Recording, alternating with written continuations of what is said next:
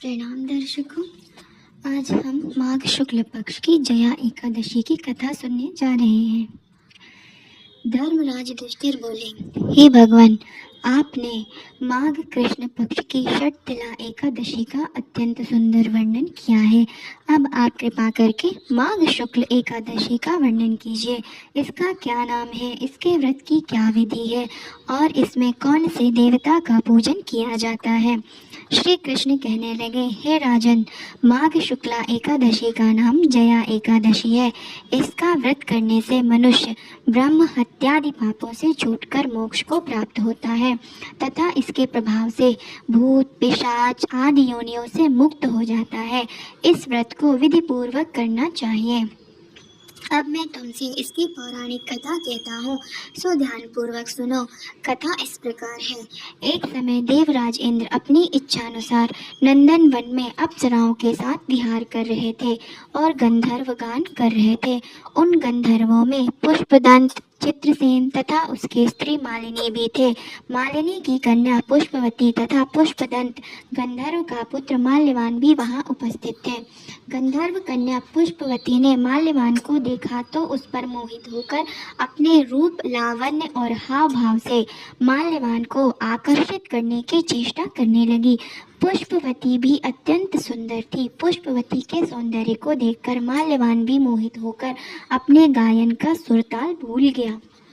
ये दोनों भी सभा में नृत्य के लिए आए थे, परंतु परस्पर मोहित हो जाने के कारण उनका चित्त भ्रमित हो गया, इसलिए वे शुद्ध गान न गा सके।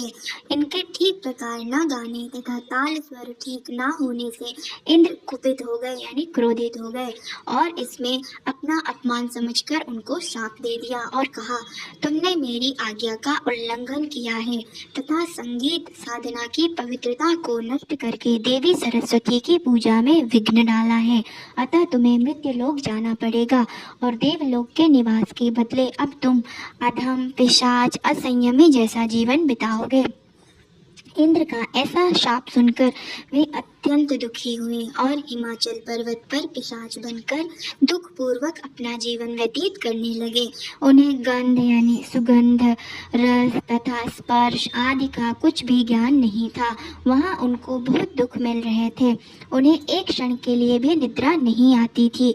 उस जगह अत्यंत सर्दी थी, उससे उनके रोम खड़े रहते और दांत मारे शीत के बजते रहते, यानी खटखटाते रहते।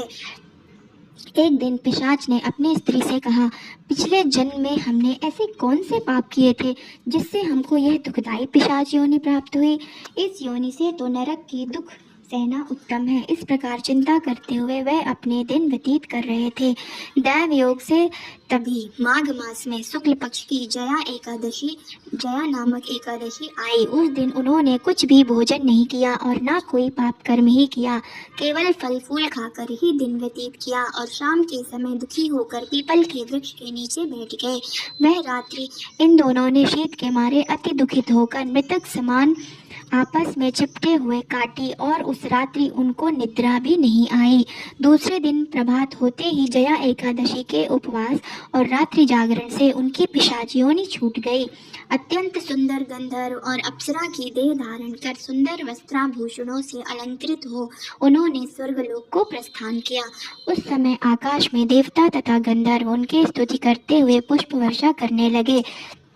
स्वर्गलोक में जाकर उन दोनों ने देवराज इंद्र को प्रणाम किया।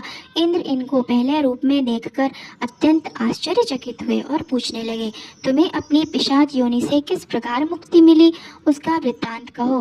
माल्यवान बोला, हे देवेंद्र, भगवान विष्णु की कृपा और जया एकादशी के व्रत के प्रभाव से ही हमारी पिशाच देह छूटी है।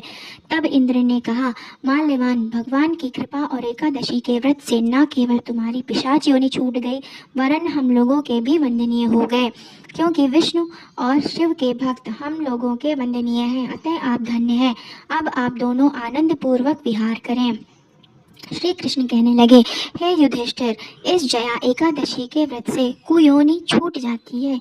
जिस मनुष्य ने इस एकादशी का व्रत किया है उसने मानो सब यज्ञ, तप, दान आदि कर लिए। जो मनुष्य